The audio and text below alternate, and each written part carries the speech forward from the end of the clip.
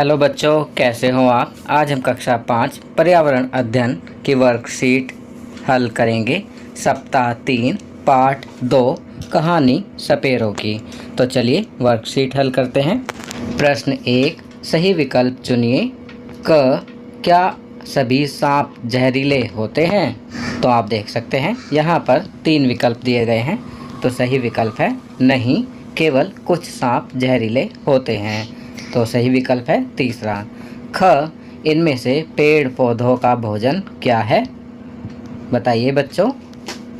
Very good, आपने सही समझा। तो यहाँ सही विकल्प है तीसरा, जिसमें पहला और दूसरा दोनों आते हैं। धूप और पानी और कार्बन डाइऑक्साइड दोनों ही पेड़ पौधों का भोजन है। ग, सांप का खेल दिखाने वाले को क्या कहते हैं? तो इसका सही उत्तर है पहला, सपेरा। चलिए आगे बढ़ते हैं। प्रश्न 2, निम्नलिखित का मिलान कीजिए। तो यहाँ आपको मिलान करना है। पशु दिए गए हैं और उनके शिशु रूप यानी कि उनके बच्चे। पहला सांप, तो सांप का मिलान करेंगे 5वां अंडा से। दूसरा मुर्गी, मुर्गी का मिलान करेंगे चूजा से। तीसरा भेड़, भेड़ का बच्चा क्या होता है? मेमना, तो इसका मेमना से मिलान करेंगे। चौथा गाय, गाय का मिलान करेंगे बछड़ा से। 5वां बिल्ली, बिल्ली का मिलान करेंगे बिलोटा, जिसे बिलोटना भी कहते हैं से। चलिए आगे बढ़ते हैं। प्रश्न 3, क्या पेड़ पौधे, मनुष्य और जानवर सभी समान होते हैं? यदि हाँ तो कैसे, और यदि नहीं तो क्यों नहीं? कारण लिखिए। तो बच्चों यहाँ पर आपको स्वयं उत्तर लिखना है। आपकी सुविधा के लिए मैं यहाँ लिख रहा हूँ। पेड़ पौधे, मनुष्य और जानवर, इन तीनों में जीवन होता है। तीनों वृद्धि करते हैं और तीनों को भोजन पानी की आवश्यकता होती है। इसलिए इन तीनों में कुछ समानताएं होती हैं। परंतु मनुष्य और जानवर चल सकते हैं, परंतु पेड़ पौधे चल नहीं सकते। इसलिए इन तीनों में कुछ असमानताएं भी हैं। इसके अलावा भी आप अन्य बातें समानता दर्शाने वाली और असमानता दर्शाने वाली लिख सकते हैं। चलिए आगे बढ़ते हैं। प्रश्न 4, क्या आपने कभी सांप को देखा है? यदि हाँ तो कहाँ देखा है? आपको सांप देखकर कैसा महसूस हुआ? यदि नहीं तो सोचिए कि यदि अचानक आपके सामने सांप आ जाए तो आपको कैसा महसूस होगा। लिखिए। तो बच्चों यहाँ पर आपको लिखना है, यदि आपने सांप देखा है और सांप को देखकर आपने महसूस किया, उसके बारे में लिखना है। यदि आपने सांप नहीं भी देखा है तो आपको ये सोचना है कि यदि आपके सामने सांप आ जाए तो आपको कैसा महसूस होगा। तो इस प्रश्न का उत्तर भी आप स्वयं लिखेंगे। आपकी सुविधा के लिए मैं यहाँ लिख रहा हूँ, हाँ मैंने सांप को देखा है।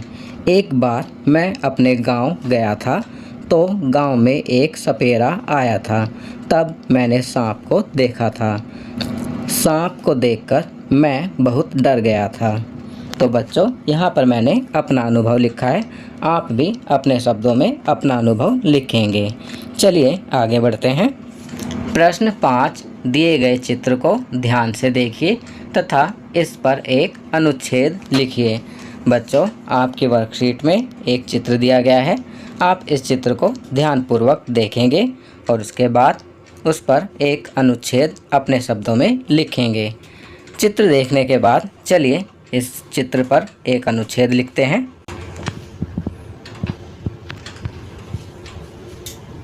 दिए गए चित्र में एक सपेरा सांप का नाच दिखा रहा है। सपेरा बीन बजा रहा है और सांप बीन की धुन पर नाच रहा है। सपेरे ने सांप टोकरी में रखा हुआ है। सपेरे के पीछे बच्चे खड़े होकर सांप का नाच देख रहे हैं। एक बच्ची ने डर से अपनी माँ को पकड़ लिया है, जबकि बाकी बच्चे सांप का नाच देखकर खुश हो रहे हैं।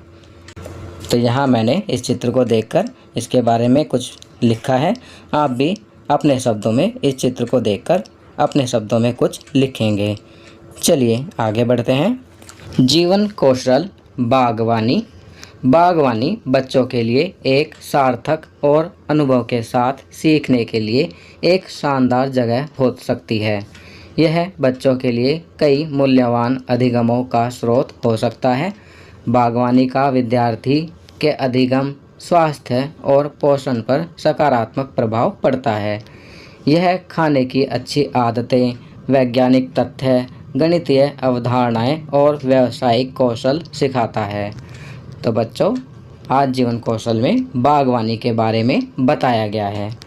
चलिए आगे बढ़ते हैं। प्रश्न, अपने घर के किसी पुराने व बेकार सामान का उपयोग करते हुए एक पौधा लगाइए। तो यहाँ आपको अपने घर में कोई भी पुराने व बेकार सामान का उपयोग करते हुए एक पौधा लगाना है। आप पिक्चर में देख सकते हैं कि किस प्रकार पुरानी चीज़ों का प्रयोग करके पौधा लगाया हुआ है। चलिए आगे बढ़ते हैं। प्रश्न 2, प्लास्टिक की बेकार बोतल या डिब्बे से पौधों में पानी डालने वाला फव्वारा बनाइए। तो यहाँ आपको प्लास्टिक की बेकार बोतल या डिब्बे से पौधों में पानी डालने वाला फव्वारा बनाना है। आप इसके लिए कोई भी एक बोतल ले सकते हैं या कोई डिब्बा ले सकते हैं और उस डिब्बे पे छोटे छोटे छेद बनाएंगे और उन छेदों में से फिर जब पानी आएगा तो बोतल में पानी भर के आप उसे फव्वारे की तरह प्रयोग कर सकते हैं। चित्र में आप देख सकते हैं कि किस प्रकार बोतल का प्रयोग करके फव्वारा बनाया गया है। चलिए आगे बढ़ते हैं। प्रश्न 3, पौधों से हमें क्या क्या मिलता है। तो बच्चों, यहाँ हमें लिखना है कि हमें पौधों से क्या क्या मिलता है। तो इसका उत्तर लिखेंगे, पौधों से हमें अनाज, फल, सब्जियाँ, फूल, लकड़ी, गोंद, रबड़, कपास जिससे कपड़ा बनता है व औषधियाँ प्राप्त होती हैं। चलिए आगे बढ़ते हैं। अब यहाँ दिया गया है भारत की स्वतंत्रता के 75 वर्ष के अवसर पर की जाने वाली गतिविधि। तो यहाँ भारत की स्वतंत्रता के 75 वर्ष के अवसर पर की जाने वाली गतिविधि के बारे में बताया गया है। भारतीय राष्ट्रीय ध्वज बनाएं। तो यहाँ आपको भारतीय राष्ट्रीय ध्वज जो कि तिरंगा है का चित्र बनाना है। चित्र में दिखाए ध्वज को आइसक्रीम तीलियों, फेविकोल, गत्ते, रंगों, स्केच पेन और कागज़ की मदद से बनाएं और इसकी फ़ोटो खींचकर अपने कक्षा अध्यापक को मोबाइल पर भेजें। तो बच्चों, यहाँ पर आपको आइसक्रीम की तीलियों, फेविकोल, गत्ते, रंगों, स्केच पेन और कागज़ की मदद से इस प्रकार तिरंगा झंडा बनाना है जिस प्रकार चित्र में दिखाया गया है। तो यह कार्य आप स्वयं करेंगे और इसका चित्र खींचकर अपने अध्यापक को भेजेंगे। तो बच्चों, ये वर्कशीट यहाँ कंप्लीट होती है। अगर ये वीडियो आपको अच्छी लगी तो इसे लाइक एंड शेयर ज़रूर करें। अन्य विषयों पर बने हमारे लेटेस्ट वीडियोस को देखने के लिए चैनल को सब्सक्राइब करना ना भूलें और देखते रहिए हमारा channel knowledge kingdom. Thank you.